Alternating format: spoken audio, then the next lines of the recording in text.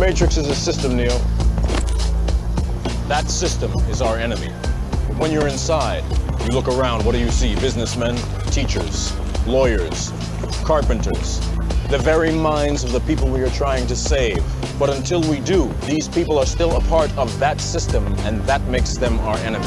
You have to understand, most of these people are not ready to be unplugged. And many of them are so inert, so hopelessly dependent on the system, that they will fight to protect it. Were you listening to me, Neo? Or were you looking at the woman in the red dress? I was... Look again. Read it. This is Aeon by Gnostic Radio, an initiation by conversation into the dark corners of myth, magic, and meaning. A crash course in cult, culture, and conspiracy. A virtuous virus invoking and informing history, holiness, and heresy.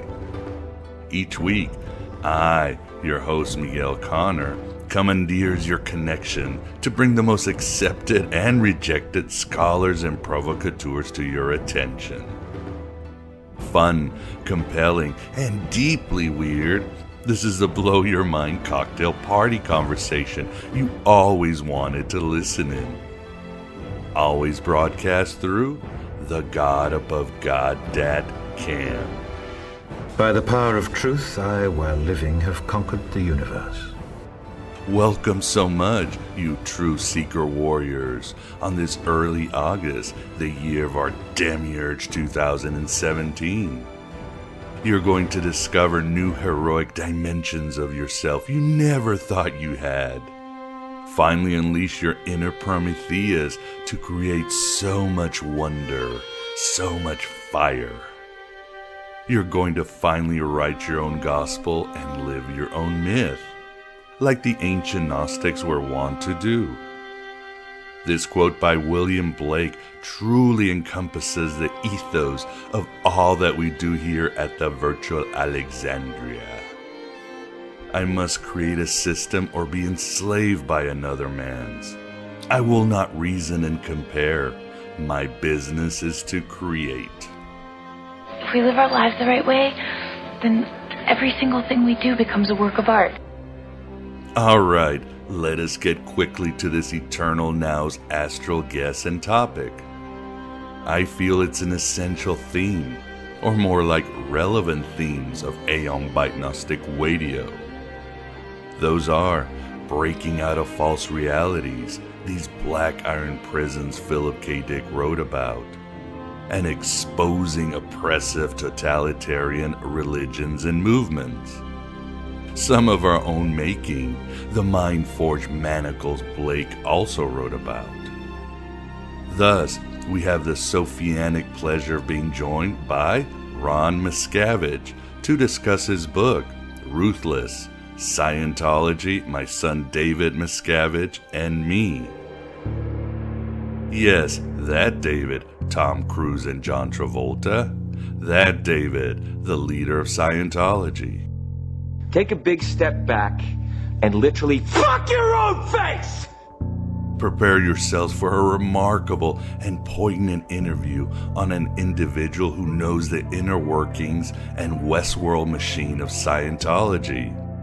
And, in a way like Sophia in the Gnostic myths, gave birth to a demiurge. Ron's story is heart-wrenching and a cautionary tale for the ages, as you will soon understand. For more information on Ron Miscavige, please visit therealronmiscavige.com. And thanks to my dear and cool friends at Mythicist Milwaukee for connecting me to Ron. In fact, Ron will be giving a talk at the Myth Information Conference 4 in, yes, Milwaukee, on September 30th. And I'll be there in my monkey incarnation, along with other cool cats and past guests like David Fitzgerald and Richard Carrier. So hope some of you can join me. Check it all out at mythicistmilwaukee.com. Once again, things that could have been brought to my attention yesterday! I've decided to make the entire interview available to both members and non-members, as I feel this is important and powerful content that everyone needs to hear. As a father and sometimes creator of my own demiurges, no matter how full of wisdom I am, Ron's story really resonated with me. Having said that, members will get a bonus. A guest, or more like guests, I often get asked to rebroadcast is the Viking Youth, Chicagoans, and the original occult podcasters. They were extremely popular a decade ago, regularly interviewing such esoteric exemplars like Ken Wilber and Alex Gray, just to name a few. And they were the first ever podcast to broadcast at the Burning Man Festival. The interview was back when this heresy was called Coffee, Cigarettes, and Gnosis. And back then, I didn't know occultism or Gnosticism from a hole in the Orthodox wall. It was one of my first interviews, and you won't even find this in the members section. Until now. Why this bonus, beyond the spanning acumen of the Viking Youth? Well, our topic was L. Ron Hubbard and Philip K. Dick. You see, Scientology certainly uses Gnostic themes in its theology, like the fact we are divine sparks, or thetans as they call them, cast in forgetfulness and meat sack bodies, waiting to awaken and return to our home in the stars. There must be some kind of way out of here. That's partly why Ron's interview is a cautionary tale. After all, L. Ron Hubbard weaponized Gnosticism for insidious purposes, while Philip K. Dick popularized it for the betterment of all humanity.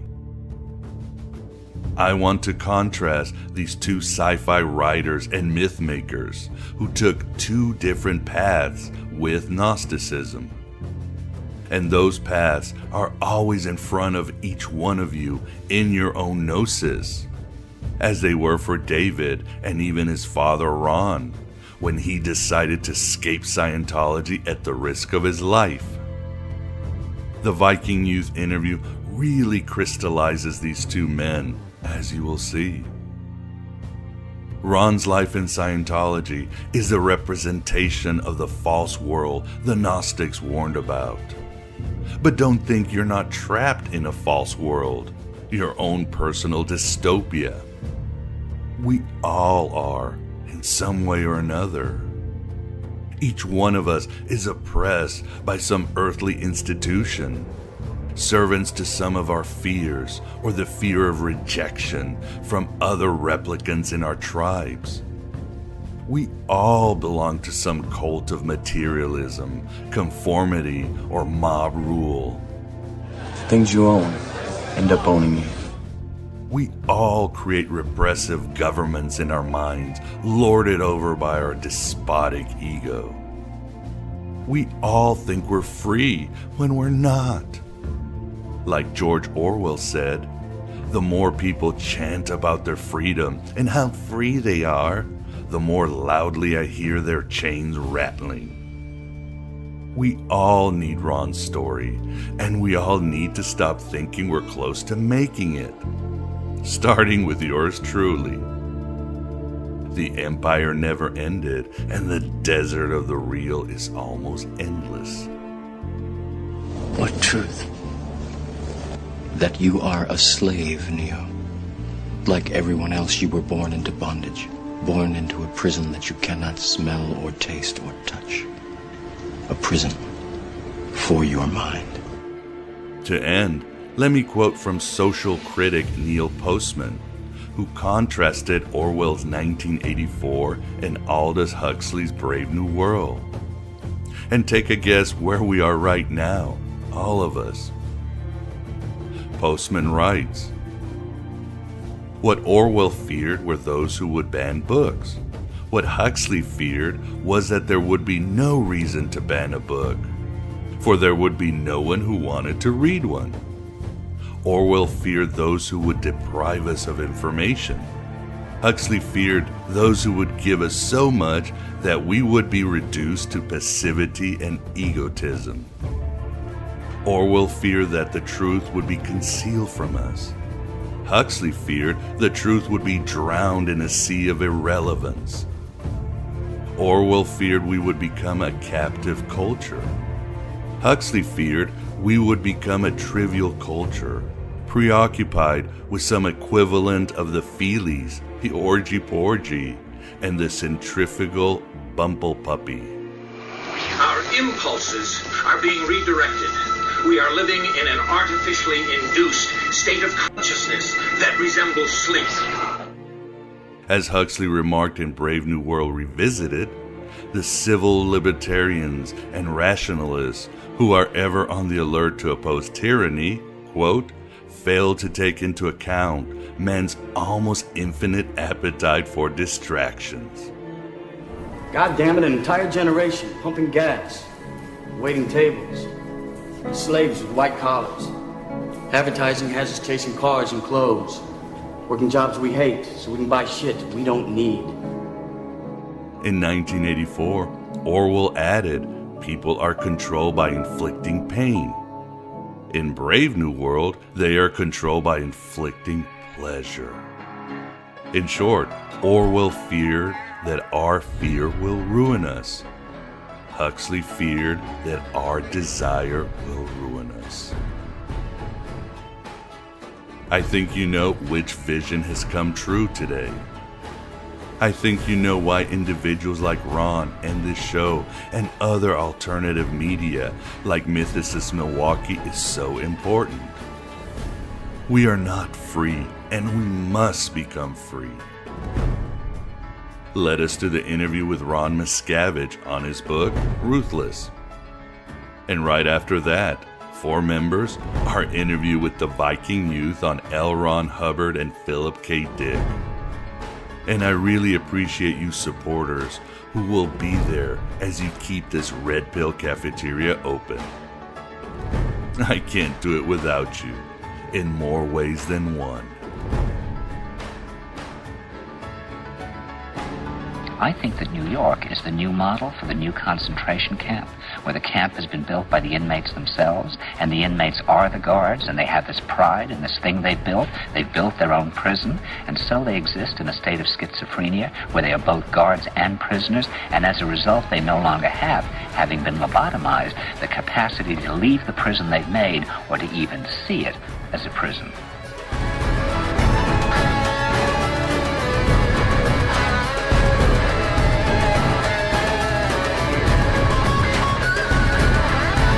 This is the Aeon Byte interview, and with us we definitely have the pleasure of being joined by Ron Miscavige to discuss his book, Ruthless, Scientology, My Son David Miscavige, and Me. How are you doing today, Ron? I'm doing pretty good, Miguel. Thank you very much for coming on the show. This is, as we were talking before, this is quite a story. This is quite a true story, and it really is an epic.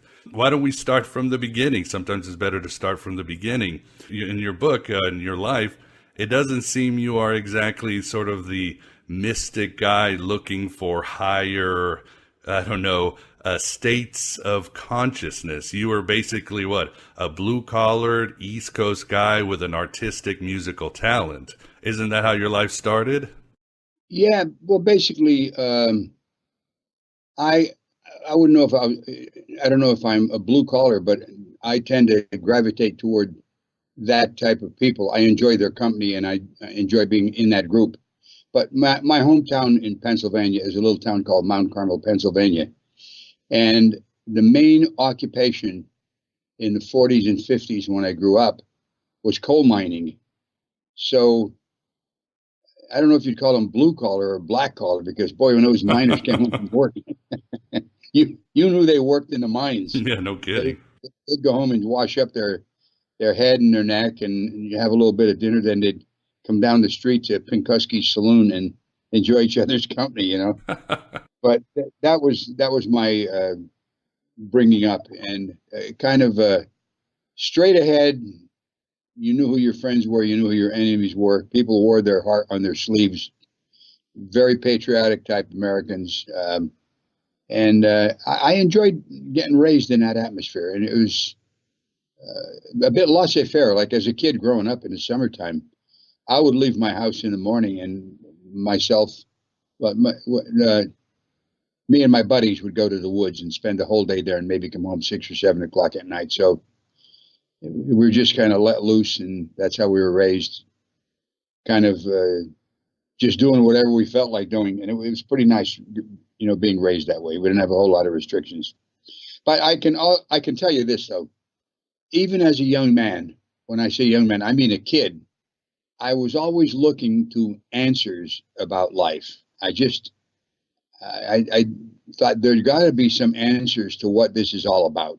I know this seems odd being raised in that type of atmosphere, but in the attic of the house I was raised in, my dad had a whole bunch of books, and I was always looking through these books just for find the answers. And I didn't know the answers to what. I didn't even know the question, but I knew that there must be something more to life than what was observable by me. As a matter of fact, I read The Prophet by Gibran when I was, I don't know, maybe 8 or 9 years old.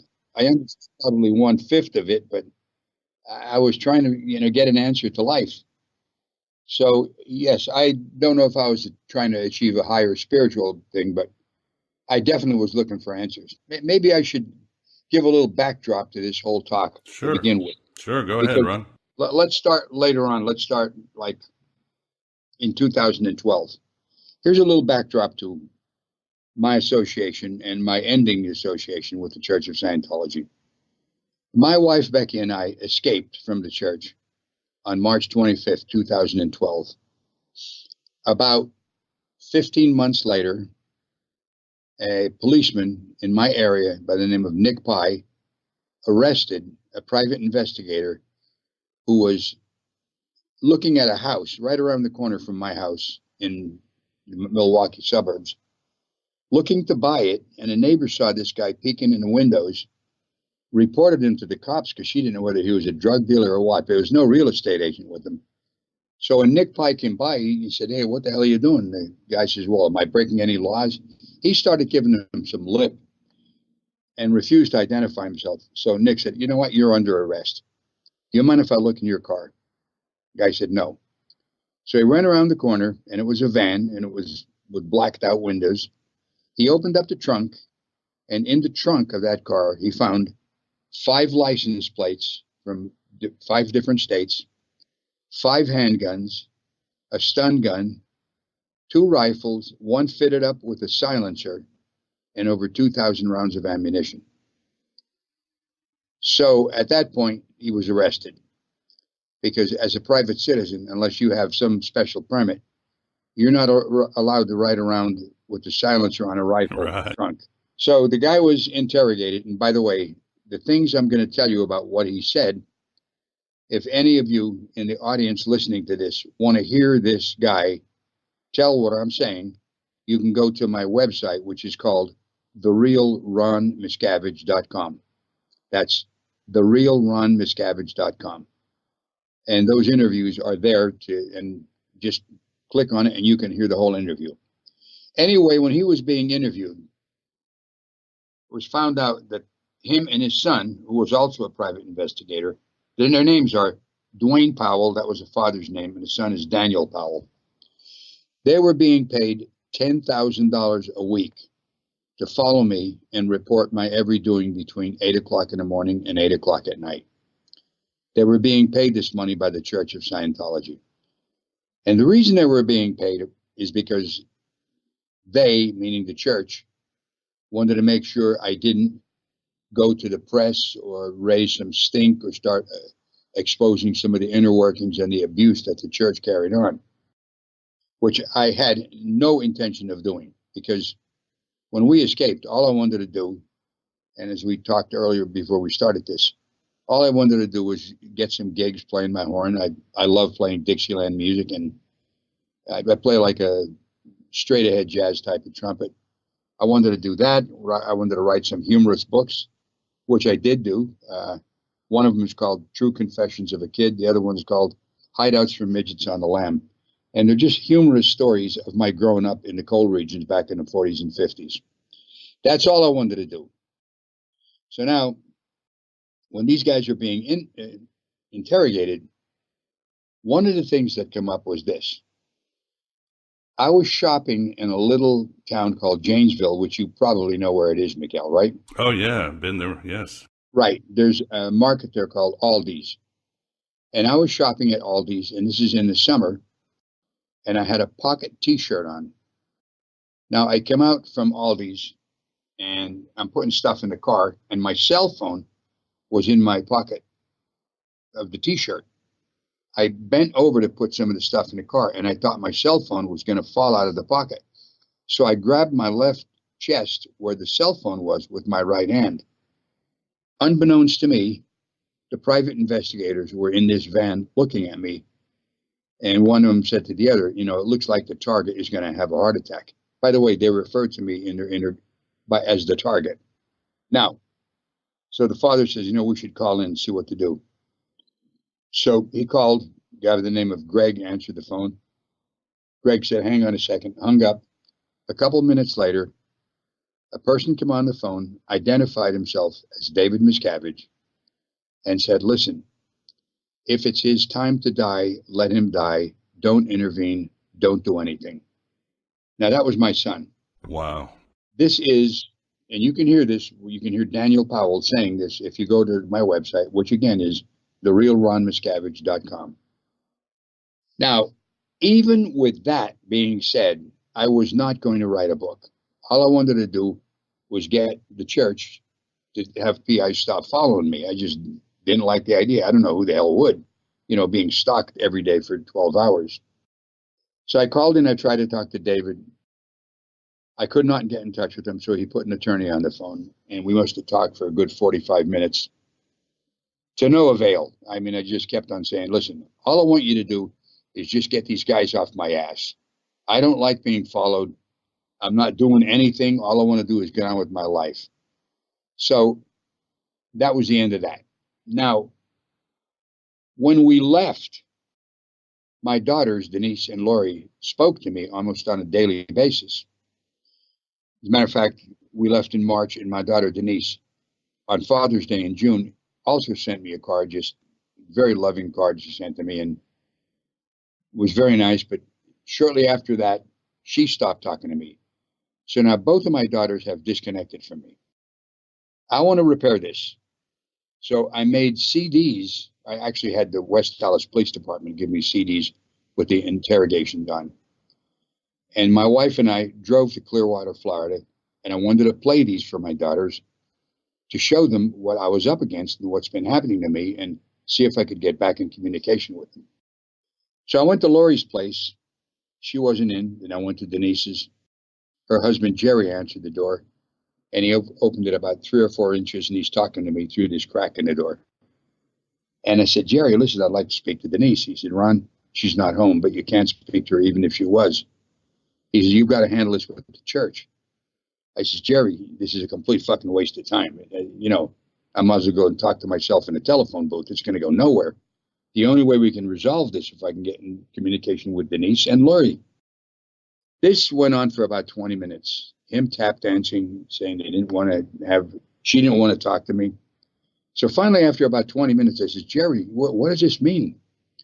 He said, Ron, Denise and I are through with you and Becky forever. Miguel, that was when I decided to write. Wow. That very moment, I thought, you know what? Fuck you, man. I've lost my family. Now I'm going to do something about it. I'm not going to say, oh, well, that's the way it is. Listen, I don't live my life that way. And as a Marine veteran, you don't live your life with your tail between your legs. And I knew if I had a blog and maybe I got an audience of 2,000 or 3,000 people, that would be about it. I knew that if I could write a book just telling this, exposing the church, I could probably get a publishing deal, which after the book was written, we got one almost immediately. And I knew that being the case, I knew that I could get national exposure. I was on 2020. I was on Late Night with Seth Meyer. I was on with Megyn Kelly. I was on Good Day New York. I've been on English radio, Australian TV, maybe about 30 or 35 different medias in the United States and Canada. And I knew by doing that, I would expose this way more than just doing a blog. And that is the reason that I wrote the book. And they forced your hand, and glad it happened so you could expose all of this. But backing up a little bit, Ron, it's sort of, this story begs the question. You were followed by these private dicks to basically have some surveillance so you wouldn't spill the beans. Why exactly do they have to be armed to the teeth? Well, I don't know. They say they enjoyed target shooting. Oh, I That bet. may be true. Listen, Miguel, that may be true. That very well may be true. But that's an opinion.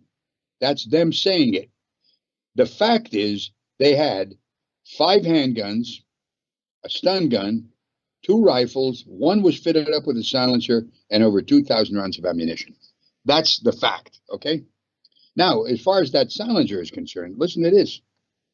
He was arrested for having that, and he had to go before a federal court. But the church, because I don't know who the hell else would have done it, there was an attorney from Chicago named Rotert who went to that federal court and got him a deferred prosecution sentence. So he has to keep his nose clean for 5 years, so he didn't have to do any jail time. That was what was arranged by the church. It's, okay, that's my opinion. But this Rotert didn't appear as from the Boy Scouts of America to do a good deed. That guy got paid a lot of goddamn money to do it, right? Yeah, no kidding, no kidding. And as you write, and before we get into more of your origin stories, as we talked before the interview, all this exposure, as you say, whether it's your book or Leanne Rimes or the movie Going Clear, Scientology is still going to work. But you think that if finally the government takes off their tax-exempt status, that might break their back? I think so, yeah. And by the way, just getting back to these BIs, if you listen to the interrogation, they were told that they wanted to make sure that I didn't go public, I didn't go to the media, which I had no intention of doing that when I left. All I wanted to do was change my life from being locked up on a compound in Southern California, near Hemet, California, from that to a life of freedom where I could enjoy my life. That's all I wanted to do. I had no idea, no desire whatever to write a book. As a matter of fact, I had friends who had also left the church who used to say to me, Ron, you got to write a book. And I said, listen, what am I going to do that for? I enjoy my anonymity. I'm out here, I'm doing gigs now. There's another thing I do. I have an exercise apparatus I've used for 53 years now, called an Exergenie. It's a great little apparatus. I've used it. It's kept me fit. And I started selling those. I had my own little website. So I was just enjoying my life. I'm doing gigs. I wrote the books. They forced my hands. I would have never written this book if it weren't for these guys. Here's another thing. They were told that I had paid informants on my lines. Now, there was a, quote, friend, unquote, of mine in Northern California who I used to talk to on an occasional basis. And what the PI said was, they have people who are pretending to be my friends, and they're paid by the church. And if I'm going to do something, they'll diffuse what I'm going to do. And I remember saying to this one guy, you know, maybe one of these days I should write a book. And he said to me, Ron, you don't want to do that. He's your kid. Do you know this is what the PI said that they would say to me? You don't want to do that. Exactly that. But this guy I spoke to before I knew I had paid informants, when they said it in their interview, I knew, hey, that was the plan, to keep me quiet and just hopefully I'd die one of these days, and that would be the end of me as a problem. But I had no intention of doing this until my daughter's disconnected from me, and that was it. The reason it's called The Real Ron Miscavige, is that because of what? Character assassination and all that stuff they did to you as soon as you left? Just putting up fake sites and one of their common practices? Well, are you familiar with GoDaddy, Miguel? Oh yeah, yeah. I used to. Yeah, they used to be my host, but now I hate them. So I moved on. But go ahead. All right. Well, the church bought over 500 variations of my name. Wow. That and any variation of like Ron Miscavige, Ronald T. Miscavige, Ron Miscavige Sr., Ron Miscavige Extra Genie, Ron Miscavige Musician, tons of them. I think this friend of mine figured it was costing him about $38,000 a year just to buy these. All right. Jesus. So no matter how you put my name in, it'll take you to the website. And if you look at their hate site, their every intention is to character assassinate me so that if anybody were to hear my name, they would say, oh, that guy's no good. He should be fucking shot. You know what I mean? Right. You're just trying to cash in on your son's name and, damage the name of Scientology to make a quick buck. That's how they want to paint you. That's exactly it. And they not only me, they did it to Leah. They did it to Mike Rinder, who's a co-producer of the Scientology, The Aftermath. They did it to, what the hell's the guy's name that wrote the book? Going Clear. I mean. Oh, yeah. Yeah, I've seen the movie. God, I can't think of his name right now. Anyway, they did it to all of them.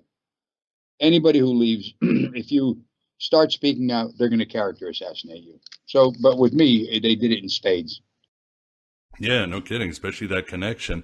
So why don't we back up a little to the beginning? And that's probably a question a lot of the audience would like to know, because this is a question that gets asked a lot with people is, why did you decide to join Scientology in the first place? Well, that takes us back to the 60s. And I have a friend, Nelson Sandy. We had a job selling together, and then he was also a musician. He was a singer.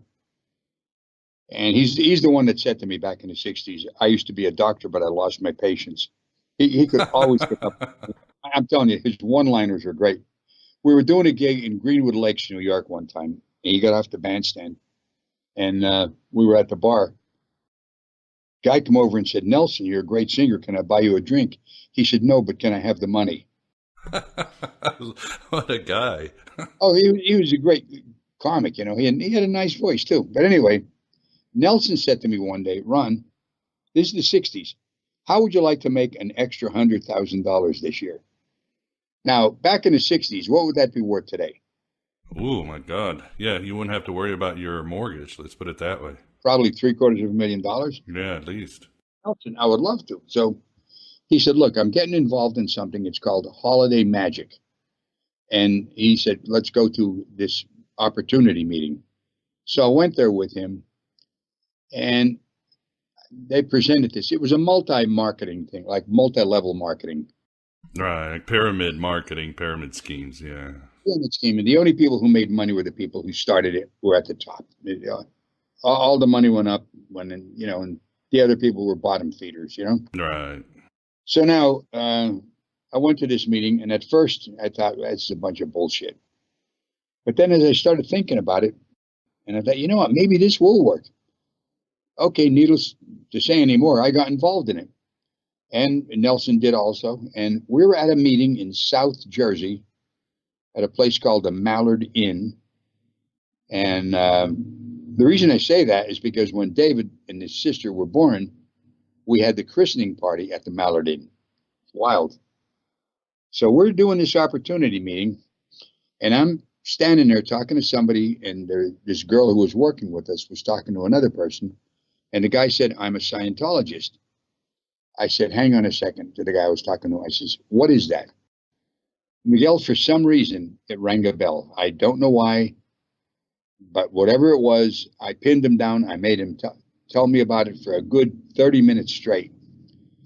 And one of the things he said to me was this. He said, look, if you become a Scientologist, you never have to take another aspirin.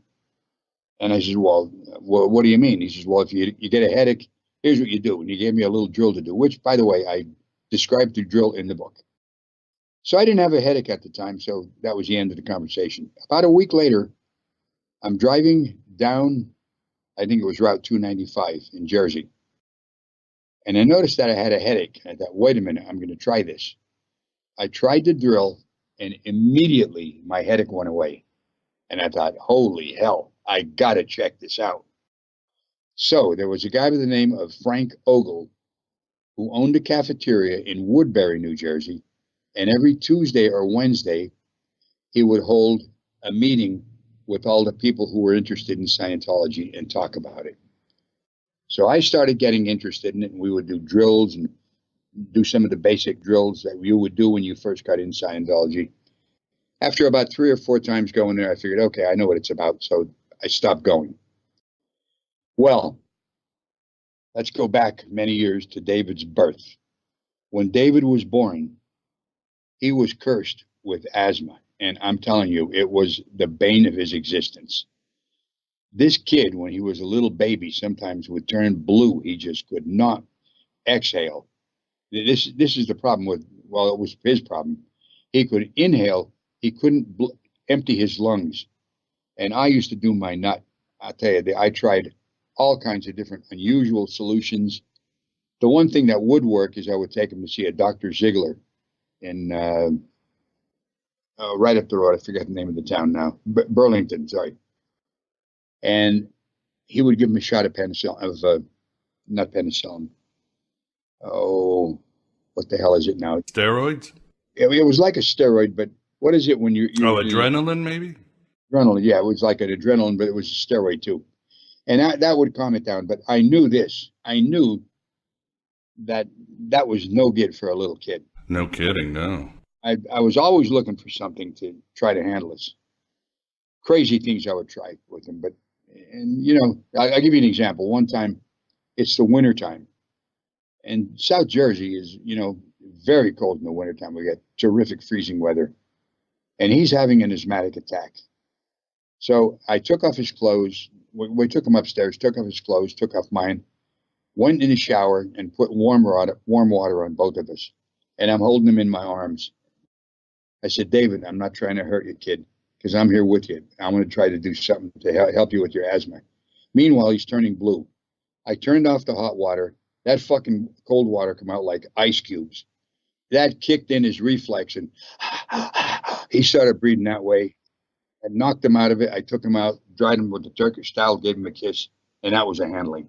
That was the shit that I used to have to do with him. I would do anything to help him. So now, coming back to Frank Ogle, whose place I used to go to, right? He was what you would call in Scientology an auditor. Now, an auditor would be a comparable word to it in non-Scientology language would be a counselor. But when you audit somebody in Scientology, it's unlike any counseling you'd ever get. It's basically a way to get the person to realize that he has something to do with the traumatic condition that he's in. And quite honestly, it works pretty damn good if you're handling simple things. As far as attaining spiritual states where you could leave your body as a spiritual being and operate without any mechanical means. Let me tell you, Miguel, I've never met one person in 42 years in Scientology who attained that. Yeah. Oh no, it's bullshit. It's never been attainable. Anyway, getting back to David, I figured I'm going to take him to Frank Ogle's place. So I took him out of school one day, took him down to see Frank. I said, Frank, can you help me with David? He has asthmatic attacks. Sure, he said, I'll give it a try. So he took David in. 45 minutes later, David came out smiling. I said, hey, how's it going, Dave? He says, man, I'm handled. He never got another vicious attack like he had prior to that. He'd have minor attacks, but that put it in such remission that he was never life-threatened with it after that. And at that point, that changed his life. And as far as I'm concerned, it changed my life. And it was at that moment that kind of the die was set, or the die was cast, whatever the saying is. And I knew that I had to do something with it. And of course, I think, and this is my opinion, that it may have been at that moment that he figured, I'm going to do something with Scientology. So basically, it was history. You were there for 40 years. And how was your life there with David? I mean, was it fine at the beginning? Was everything great? And when exactly did things begin to sour? Listen, David and I got along great when he was a kid, okay? I just enjoyed his company. He enjoyed my company. We do a lot of great things together. He had a good sense of humor. just an enjoyable little kid to be around. Once we got in Scientology, he took to it like a fish to water. All right. He got trained up to be an auditor. Look, in 1972, I sold my home. I had 3 cars. I sold them, and I took my whole family to England. We were over there for a year and 3 months. Came back to the States for a little bit and went over again for a year and 3 months. And we studied Scientology over there. I mean, I was a dyed-in-the-wool Scientologist. And that's where he got trained up to be an auditor also. And then we're back in the States. This is after we come back the second time. And he was going to school. I come home from work one day, and he was laying in his bedroom. And I could see that he was just pondering something. I said, Dave, how's it going, man? He says, listen, Dad. He said, I do not want to go to school anymore. I said, what do you mean? He said, look, the kids, most of them take drugs. They don't listen to the teachers. They're not there to learn anything. I'd like to join the Sea Organization and help L. Ron Hubbard. Wow, he was 15 years old, and he was going to turn 16 soon. You know, I thought to myself, he's young, but I was only 17 when I decided to join the Marines.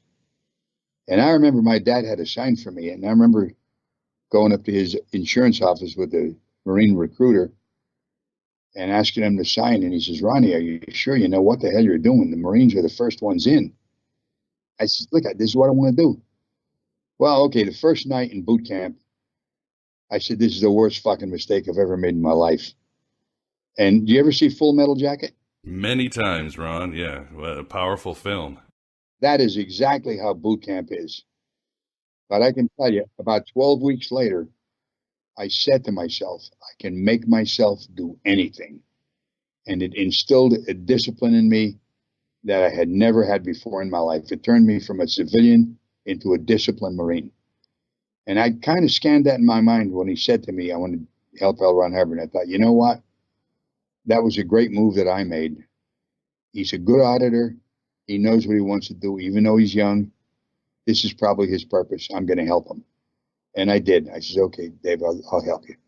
So I bought him some clothes. I gave him some money. I bought him a plane ticket to go to Clearwater, and he joined the Sea Org the day after he was 16 years old. And within 7 months, he was working with L. Ron Hubbard.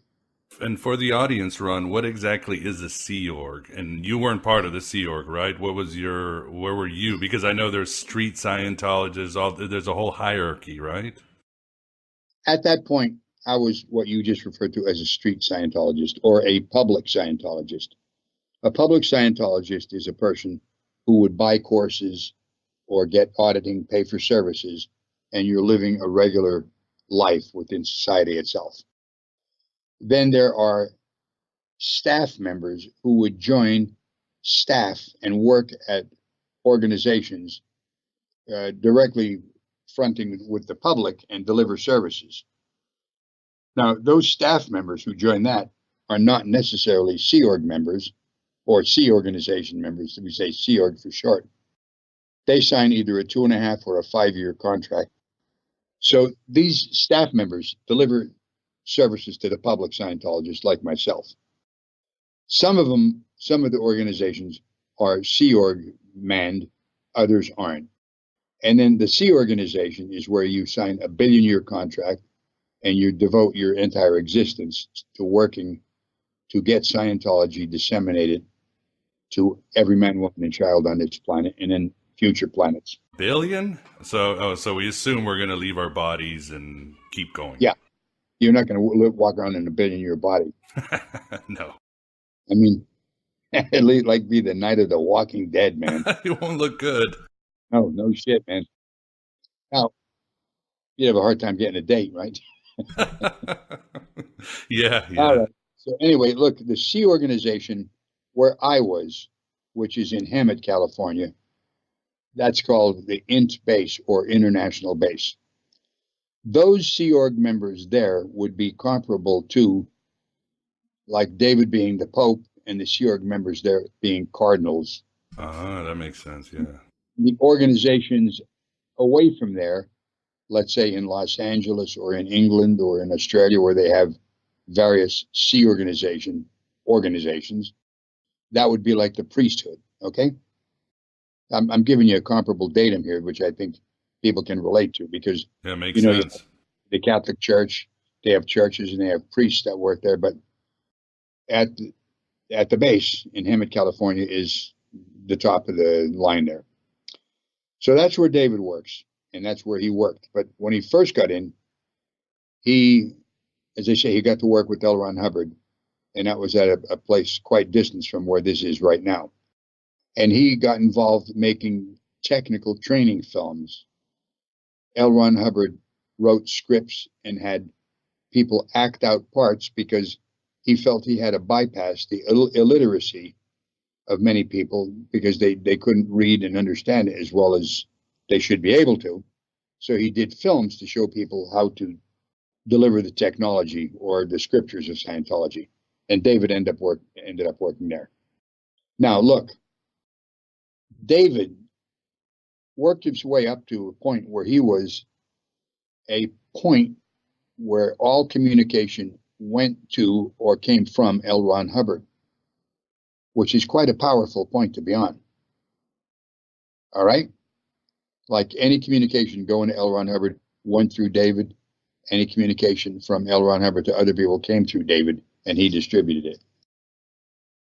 You're tracking with me on that? Yeah, I got it. Yeah, that's pretty much power right there. That's starting to swell power. It's exactly right. Now, as I said earlier, I am telling you, David wasn't always this way.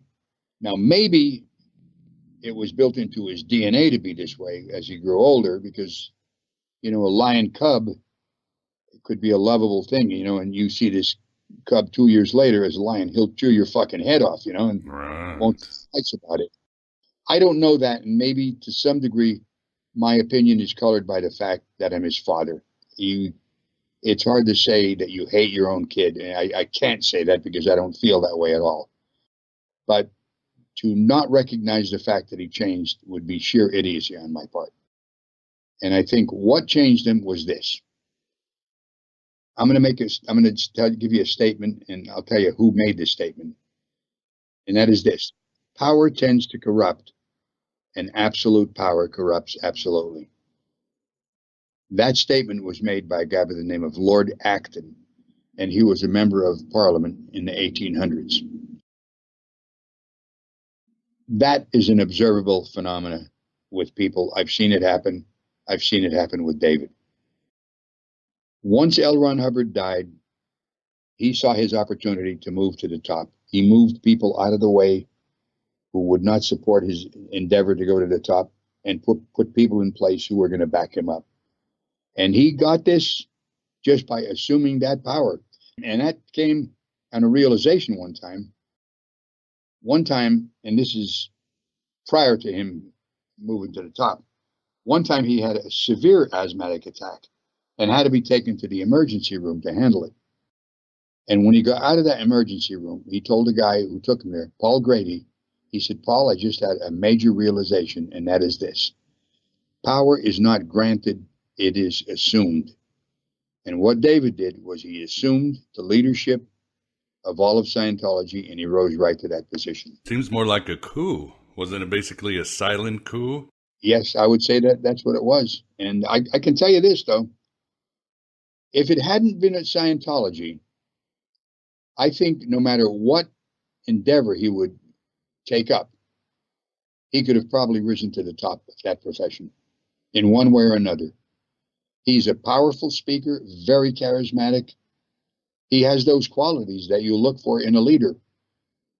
This is not to excuse the abuses that take place, because if you've seen Leah's show, Scientology, The Aftermath, these people are telling the truth. That shit actually went on, and it is going on. And the other thing is with disconnection of families. Families are split up. It's terrible. And as a matter of fact, earlier I said that's the reason I wrote the book, is because of the disconnection of my daughters. And knowing that some way I'd be able to help those other people who have been disconnected from the families also. But getting back to David, that is the modus operandi he chose to use, and that was to assume the leadership of Scientology, went right to the top, and he is there today. How did it go? And In the beginning, yes, it was great. In 1985, I decided to join the Sea Organization. I wanted to help. When I first got in, I went into the music department because, as I mentioned, I'm a musician, and I composed themes for various films that we did, public Scientology motion picture series films, technical training films, videos showing various advances that Scientology made. And one of the first things I did was that right at that point, L. Ron Hubbard came out with a book called Mission Earth. And we got Edgar Winter. You familiar with the name Edgar Winter? Oh, yeah, very much. Great musician. I know. Edgar Winter came to where we were, and he did an album, and I worked on the album with him. That was one of the first things I ever did for the church. Very cool. I worked for about, maybe it was 2 months. We worked on the album and had a great time, worked my ass off, but I really enjoyed it. And we would do things like that. And in those days, we got nice rewards. If you did a good job, you'd get a reward. You know, if you didn't, you'd get punished. You know, there's rewards and penalties, you know. But that slowly, over the years, denigrated to penalties only.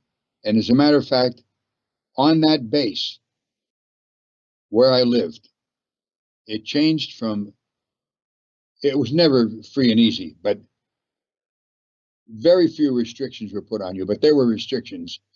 But it went from a hard-working place where you could, if you did your job, you got rewarded, to now there's barbed wire surrounding the whole place, pointing in and pointing out. You can't go to the store on your own volition. You can't drive off that base. Even if you go to see a doctor, you have to be accompanied by somebody who drives you there. You have to, if you need anything such as, oh, I don't know, underwear or shaving cream or various little amenities, you have to order it on the internet, or you have to buy it at the company store, which is on the base. If you want to make a phone call, you have to have somebody listening on the other end. If you want to send out a letter, it goes through security in an unopened envelope. If there's anything in there that's not right, they send it back. You have to correct it, and they'll send it out. That's what it evolved into. Why is that? Was David just tightening the coils, or what? Why the change, Ron? Yeah, that was just David tightening the screws. And there was things that led up to it. But here's how, I'll give you an example of one of the things that happened. Tom Cruise and Nicole Kidman came there to get services at one point. And there was a guy whose name I can't remember right now. He didn't work in my area. He used to get on the phone and tell his mother all of the doings of Tom Cruise, all of the things he was doing there. His mother would go to the National Enquirer or these rags and sell the information. So, you know, they said, what the fuck is this? So now they cut everybody off the telephone because of the one guy. Do you see what I'm saying? So there's a natural reason for it. Right. But now nobody can call out without special permission or somebody listening to what you're saying. So you can't say that they were nuts to do that. But what's crazy is get the guy who did it, get rid of him, but have the other people keep the freedom. Do you follow me? Right. It's like the Old Testament, God punishing everybody for one person screwing up. Exactly, yeah. So it continued on in that way. And then it evolved into, well, look, you know, we don't know what people are going to say to you, so we have to open your mail. We don't want you being upset by anything. So your mail then put a filter on it, okay? And on the internet, you could use the internet to buy things, but there was a filter put in that. So if you put the word Scientology in or Miscavige, you couldn't enter in any of these things.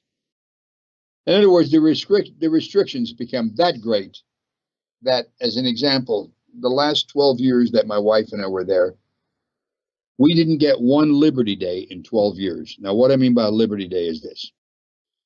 In policy, if you're in the Sea Organization, every 2 weeks, you should be able to get 1 day off if your production is high. We did get times off for Christmas or various holidays, maybe a day off or a half a day or whatever. But a regular Liberty Day for 12 years, we worked straight through, except for the holidays. Wow. It became a fucking gray life. you think, is there any hope? And there wasn't any hope. There's one girl there one time said to Becky, this is like Dante's Inferno and the portals of hell. It was a sign. Ye who enter here abandon all hope. And that's how it felt.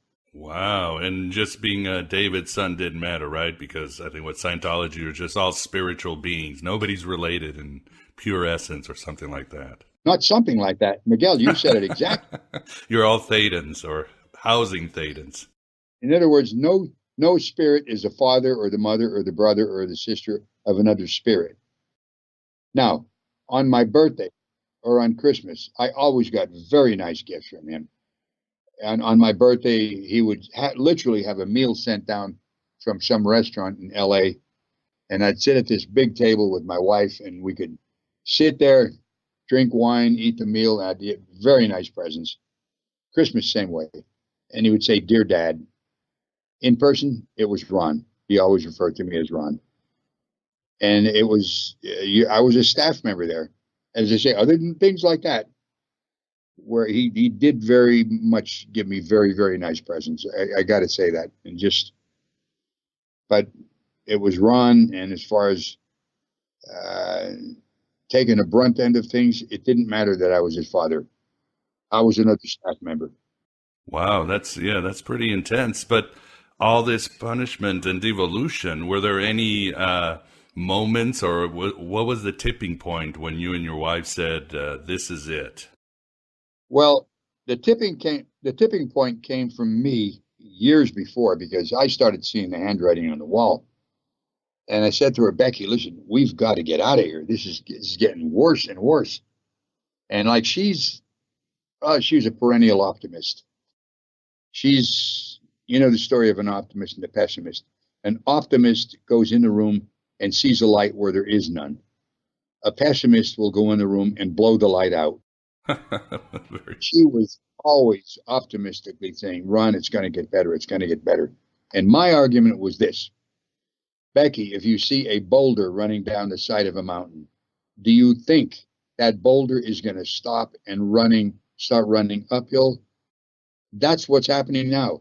If things are going badly, they have a tendency to go worse. Do you see what I'm saying? Oh, yes, yeah. You saw the writing on the wall. Many years before. And finally, I used to run the music department, either as the music manager or music director, one way or the other. And we got a new music director. And it's a younger guy, a kid, I would say, and he would write melodies that were of the new genre. And I'm an old school writer, and I would write melodies morning, afternoon, night, days on end, weeks on end, months on end, and never get one melody approved. In other words, I would go to work every day knowing no matter what I did, I was going to fail. This literally went on for months. And I finally wrote and let David note, and I said, "Listen, I got to get together with you." Well, we got together, and I said to him, I said, "David, you got to help me." And this was a personal thing. I says, I'm writing music, and none of it's getting approved. I can't stand being non-productive.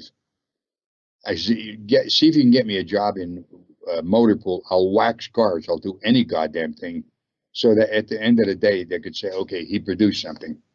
He says, "Look, I'll look into it."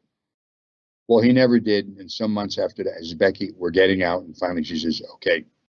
So we planned our escape for 6 months. Ron, before we talk about the escape, which is also, again, very powerful, I think in your book, don't you write there was a friend of yours who had lung cancer, and that was also another backbreaker for you? Oh, well, no, I could segue into that. Here's how this goes. Sure, go ahead. I'm not going to tell you about the whole escape, because you should read the book, because we'll be talking for 5 hours. And, the story of the escape is in the book, but a turning point was actually this. David gave me a Kindle. It was either for my birthday or Christmas, one of the two. And I had this Kindle, and the security guards wanted me to give it to them. And I said, "What are you talking about? Dave gave me this." "Okay, all right, Because if him giving it to me, they didn't press the point. But I could never figure out why they wanted that Kindle so badly. So one day I'm reading the story on it, and I still have the Kindle, and it's the old one with the mechanical switch on. It's not a touch. And this mechanical switch will go to the right, to the left, up, down, or you can press it in. So I'm reading a book, and if you want to look up a word, you go to the dictionary, select the word, and press that little mechanical switch to the right, and it says search. And if you press it once, it says dictionary. I pressed it to the right, it went past dictionary and went onto Google. I was on the internet with no filter. Wow, how did you feel? It must have been just a huge shock, all that information, the truth, the red pill. I'll tell you something. I started looking up things. I thought there'd be great stories about Scientology, and that was not the case at all. Like L. Ron Hubbard's war record was not at all what he said it was. But one of the things that did happen, I looked up Annie Tidman. Annie Tidman was a messenger with L. Ron Hubbard from a little girl up. And as a matter of fact, she was with him when he died. So she was a very trusted person. Now, she was living on the base, and she got lung cancer. And they sent her to Los Angeles with a handler to take care of her. So I would ask our medical liaison officer once in a while, hey, Martine, how's Annie doing? Oh, she's doing great, Ron. She's doing real good. I look on there, and I look up Annie Tidman. She had died 6 months earlier. And this was kept from everybody. And then right within a week or so, there's two girls who approached me one day and said, Ronnie, we're collecting money for a birthday gift for Annie. Do you want to chip in some money? Oh, my God. And I said, no, I'm going to pass on it. And I thought to myself, they either know what is happening or they don't know, and they're being lied to keep the roost up. At that point, I disbelieved just about anything that they said to me. And I knew that our news was being controlled to the point where it was, you know, like a goddamn North Korean thing where you're only fed what the government wants you to hear. Yeah, I think that's the best analogy. North Korea, complete totalitarian, insular society. That must have been amazing. And I know you said go to your book, but you give a brief description of your escape? Because when I hear about it, I mean, even now thinking about your escape, my heart starts to race. I mean, that's probably something you relive every day and go, whoa. No, you'll get the whole story, not just a little snippet of it. Exactly how we planned it. We planned it for about 6 months. Wow. Down to the detail. And man, when we popped out of that place and we finally made it to freedom, I can't tell you the relief that I felt. It just was like I had been laying under about 5 tons of coal, and all of a sudden it all disappeared. But it's gone into detail in there. As a matter of fact, I tell you, Miguel, sometimes I'll reread the book just to freshen up. You know, could I have changed it a little differently? And I'm pretty happy the way I wrote it. As a matter of fact, I'm very happy. I think it's very even-handed. But when I read The Escape, I think, Jesus Christ, we actually did that. I can't believe it, you know? And if you hadn't escaped, what do you think would have happened? You would have just, if you'd been caught, would you have been just basically screwed? If I would have been caught, I would have been taken away from my wife and her from me. We would have been sequestered from each other. I'd have been interrogated every day, and I'd do some type of manual labor working on the grounds there of some type. And that would have been my life from there on out. Look at, you know, we did have people come to see us about 2 weeks after we left. And they says, you know, if you want to do this, you should route out. Well, let me tell you, there was a guy on that base who routed out. It took him 4 years to route out. Now, me being father of David Miscavige. Wait, David, route out, what exactly is that for the audience? Well, that means that you properly give up all your sins that you committed, and that's the reason that you want to leave. It doesn't matter that you lived a terrible fucking life. That doesn't matter at all, because it's believed in Scientology. The only reason you would leave someplace is because of those sins or bad acts that you committed against the group, and you want to remove yourself from that place so you don't keep on harming the group. I mean, you talk about fucking double talk. Yeah, no kidding. And you'll see in the book how a person builds their own mental prison, and they keep themselves there. They could open up the gates. 98% of those people wouldn't leave. Listen, do you know how to train fleas? No, I haven't done that. Tell you how. You get a whole bunch of fleas and you put them in a big quart jar, with the mason lid, and put some food in there so they don't starve. And you'll hear dink, dink, dink as they're jumping up and their heads are hitting this lid, dink, dink, dink.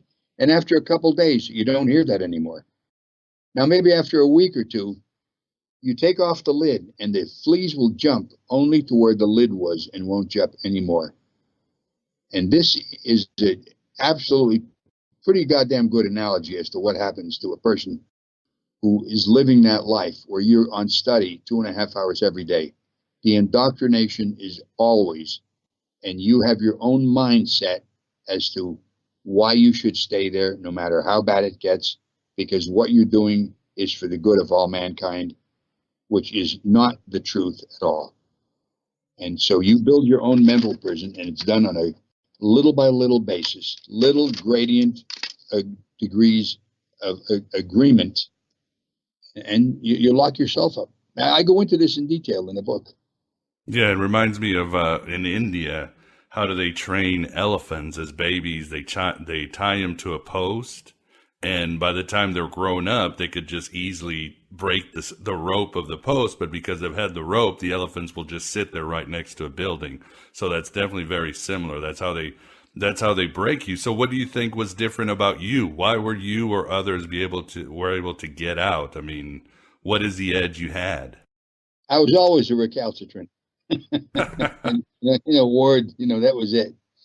Listen, even growing up, when I was a kid, I was a skinny little kid. I tell you, that's probably why I got into an exercise mode and why I enjoy selling the Exergenie, because it's a little apparatus, but boy, if you use it, it's a real strength and fitness machine. And I'm 81 now. I can't back up my mouth the way I could have when I was 61. But even as a kid, I couldn't take a bully, or if I see something wrong going on, I'd stand in there at the possibility of getting my ass kicked, but I had to do something about it. So I've always been someone to question authority, and just if I see something wrong going on, I got to do something about it. I guess I've always been that way, People say you're brave and courageous from doing this. No, I think I'm a little bit nuts, but I'll tell you one thing. I can't stand having some injustice take place and not doing anything about it, whereas I could do something about it. And I can do something about this, and that's the reason I wrote the book, and that's the reason I'm talking on your show, and I'll continue to do that until they change their ways. And maybe we'll get these families all back together again and just have people enjoy each other's company. I think it's absolutely fucking horrible to do that to a person. I agree. Like you said, North Korea, an existence without freedom. But at its core, and you even write about this, Scientology does work. It does give you the power to master the mind, master the body, and the mind master your life, and to think better, doesn't it? Yeah, to a degree it does. And to whatever degree you can apply it, I mean, I guess it's just like anything else. How are you going to apply it? And it seems to me the way it works best is if you apply it to the betterment of others as well as yourself. You get more out of it, rather than if you're just going to apply it to better yourself in a way that you're going to be able to dominate others. I think that's just about true of any philosophy, though, isn't it? Some of the Eastern philosophies operate that way, and I believe in karma. I think there is such a thing as karma. So the discipline of handling yourself and your own mind, some of these earlier courses where you take when you first get in are very valuable, but you're talking about a very small percentage of Scientology that's very helpful, and then a large amount of it where you're promised things that have never been delivered, and you keep on going after it just like a donkey is walking forward with that carrot hanging from a stick in front of him, and never achieving it. As I say earlier, the supernatural powers of being able to leave your body as a spiritual being and operate. I've never seen one person attain this in 42 years of my association and being a Scientologist. What about the deeper, most spiritual or mythological stuff that they put out, like the Thetans? We talked about that in Xenu. When you heard about that, what was your reaction, or when does that come into play as you rise up?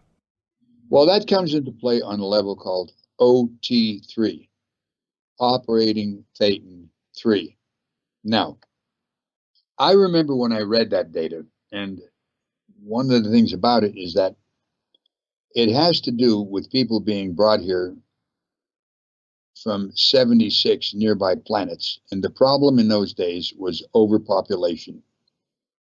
And the handling for it was to bring people to planet Earth, which in those days was called Tigiak. And they were brought here in spaceships like DC-8s. Now, when I first read this, they said the average population was 150 billion per planet. Whoa, per planet. Per planet. Now, I thought to myself, how in God's name are you going to drag a good percentage of people down here from those planets in DC-8s? Logistically, I figured it wasn't possible to do. Do you follow me? But because of where I was and how many years I had been in, I accepted it and did the level. And I'll tell you this, I got some gains out of it. Not a doubt in my mind. I know people will say, oh, it's a crock of shit, there's nothing to it. Well, they might be right, but the techniques used in handling this literally gave me some gains. I actually don't want to get into it too far because I don't want to do a puff piece on Scientology. And I would say that I don't want to encourage people to join the church because these days it's not for helping people individually with auditing. It has to do with donating to the church and them buying more and more property and saying they're expanding as a religion, whereas they're expanding their real estate holdings, but those real estate places are filled with air, not people. See, as far as I'm concerned, any business, whether it's a product you're making or a service, is only going to expand to the degree that there's a demand for the service. I do not think there is a demand for Scientology these days. And we can safely say the internet and the dissemination of information, the availability of information, that's what really has injured Scientology. Well, it's exposed them for what it is, and it's a ruse. I mean, it is what it is. I mean, I know this. If they could just deliver these lower level courses on communication, on how you could divide your life into 8 different parts and be able to view it, there's ways that are very helpful to you carrying on a more successful life. They're the smaller, very, very small percentage of Scientology, but you do improve your lot in life by doing them. If it could just be that, and there was no disconnection policy, and prices were charged that were affordable by people, like right now, to get to that level of, let's say, OT3, you might end up spending maybe $200,000 or $300,000. Yet back in the 70s, God. Oh yeah, I mean it's very pricey. Back in the 70s, maybe you could do it for about $5,000. So the prices have risen exponentially. But I will tell you this: if you want to get some very, very helpful data about life, at the end of my book, I give writers who wrote in the late 1800s, early 1900s, and you can go on the internet and get some of these books for like 99 cents because of it being over 75 years that they were written. You can't copyright them anymore. I will tell you, if you were in Scientology and you were to read some of these, you're going to say, God damn it, this is what L. Ron Hubbard said. These writers were discovering things about life, but they didn't have another agenda on it. They just wanted to get the data out to people so they could improve their lot. Whereas with L. Ron Hubbard, he did want to amass a huge fortune and amass a lot of power. And he made promises that he couldn't deliver. And I think he would make these promises and then try to figure out a way to deliver them. And well, one of them was to have a person go exterior with full perception. That has never been delivered. But if you want to gain some, street level great data about life, at the end of the book, look up these authors that I talk about. Spend the time. It's almost no money to get them. Put in the time, read the books, and see if that works in life for you. And it's going to help you. It really will help you a lot. But it's interesting, Ron, because from what I've heard, and even from detractors, L. Ron Hubbard, as they say, really drank his Kool-Aid or ate his own dog food. He really thought this stuff was helping him and could help others. I mean, is that a fair thing to say? He wasn't just a occultist, huckster, or sci-fi hack. Well, would I say that exactly? I wouldn't say that exactly. I would say that, and if you were to listen to lectures, I feel that he did want to help people, but he also wanted to become fabulously wealthy. There's no two ways about it, which I guess there's nothing wrong with that. But when you start making promises you can't deliver, what would you call that? I would call it a con, as far as I'm concerned. Yet, mixed in with that was some valuable data about life. I will say that. We're getting in a little deeper than I actually want to get, because I will say this. He was a brilliant person, because I've listened to tremendous amount of lectures that he did. And there were bits of wisdom in many, many of these that I've used in my life to lead a more successful life.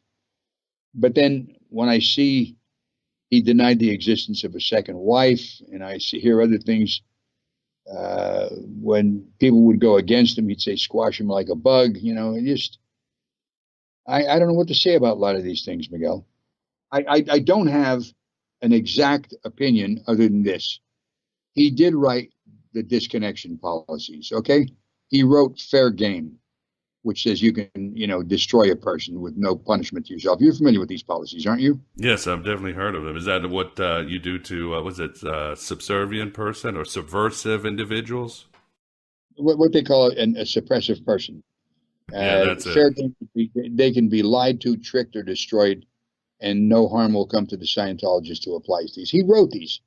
There's other policies he wrote where he says try to utterly ruin the person. Another one is find or manufacture data about the person. These are policies that, if you want, I could send you soft copies of them. You could read them for yourself. He did write those. Now, mix that in with the fact that there were things that he said about life that were very helpful. It's I could say there's the good L. Ron Hubbard and there's the bad L. Ron Hubbard. That's probably the best way I could characterize him, And I guess nobody is completely great or good, and nobody is completely bad. Oh, yeah, agreed. I mean, we're all flawed. We all make bad decisions, and we all got to live with the decisions we've made. I mean, your story, it definitely resonates with me because, for example, I have grown children, and I've had fallings out with them, and I can admit most of them, I did a lot of wrong things, and we didn't talk. I know with my own father, we had periods of silence, periods of tension throughout our relationship. He's gone now. And I wish I'd done things differently. And there's a lot of things I'd like to tell my dad now. So it's your story is very powerful because I'm thinking it's almost like it's sealed. I mean, do you think you're cut off forever from your children, or is there a hope in you and your wife that something might break through and there might be some communication or some sort of contact before it's time for the next journey? Well, I'll tell you, I hope there is, but the hope is getting very thin these days, honestly. I just don't know what would have to happen for them to speak to me, because I'm willing to speak to any of them. David, Denise, Lori, all my grandchildren. I have great grandchildren I've never met in my life. And, it's not like I'm 40 or 50 years old. I turned 81 in January. So I really would like to see them again and talk to them. I think it's getting close to being that they're not going to talk to me ever again. Isn't that wild? Yeah, it's it's almost I can't think of the words or the emotions for it. It's almost it's amazing. Diapers. They were little kids, for Christ's sake, man. Right. I defended them. I mean, in my family, when they were growing up, I defend them to everybody. If somebody came after them, I'd go after that person, and then at home, I'd say, okay, did you do it? And they'd always confess to me that they did, and I'd back them up, you know. Maybe that was that way, but that's the way I operated, you know, and I'd love to talk to them again. Yeah, I can understand. It's almost your daughters seem to be, as you say, they live in North Korea in a reality they can't get out. But with David, it seems almost like power just doesn't corrupt absolutely. It's almost like it robs you of your humanity, doesn't it? Yeah, and the one thing in Scientology and with L. Ron Hubbard is that there's very little compassion for another person. As an example, L. Ron Hubbard on the ship, the Apollo, which was the ship that they had for the Sea Organization in the 60s, put a kid about 5 years old in the chain locker overnight. Now, do you know what a chain locker is? No. Okay, on a ship, you have an anchor that you would lower when you're going to be in port, or maybe if you're going to anchor someplace off the port a little bit. And when they let that anchor down, you can hear the chain smashing against steel, and it is like all hell is breaking loose. I've been close to the chain locker when they let the anchor out. I can't even imagine what it was like to be in there. And he put a kid in there who did something that he said, well, no matter how old a person is, they're still responsible. And this was like maybe a 5-year-old kid. And I just couldn't do that to a kid. That requires a little compassion not to do it. But he did it. Just for punishment, just as he misbehaved and this guy needs to be disciplined? You got it. He did it for... Wow, can't even imagine what he did to other people. But yes, we have a whole bunch of lives destroyed, and it's a great, at least it's a great thing you put out your book and your story out there. Hopefully we can save some lives and wake up some people. I think that's what you want, right? That's exactly what I want. I want as many people to know about these abuses. And then even if they get the book, loan it to your family or loan it to a friend or get the other friend to buy it or just loan it to them so they read it. You got to read this and see how it is and see this story, because this covers right from when I was born, not just David, right up through when I left in 2012. And it's my only thing that I can do that I feel may have some effect in helping to have them be in a more amenable state of mind where they fear, you know what, maybe this connection isn't a great idea. Let's just do away with it so everybody can talk to each other again. I don't know how you would hurt anybody by allowing them to talk to family again. They feel that if anybody leaves, they shouldn't be able to talk to the person because they may talk the other person into leaving. Well, then change the way you fucking operate. Don't treat people that way, and maybe they won't want to leave. Yeah, but ultimately that's David's call, right? I mean, he is the God Emperor. He can change anything he wants. There's no challenge. There's no. I guess he's following the orthodoxy of L. Ron, right? He's just supercharging the system, if you would. There is no board of directors. He is the leader, and that's the end of it. There's no, like, somebody asked me recently, well, who take over when he leaves or dies or whatever? You know what? I don't know. Because I know this, there's nobody in the wings getting groomed up for that job. Nobody. Well, we can only hope. For the audience, if you want more information on Ron, again, as he said, but I'm going to repeat, the website is therealronmiscavige.com. Ignore all the other websites. If you have some problems, email me at the contact form at the God Above God, and I will send you to the right website so you can see again where the real dope is. And Ron's book is, again, Ruthless Scientology, My Son David Miscavige and Me.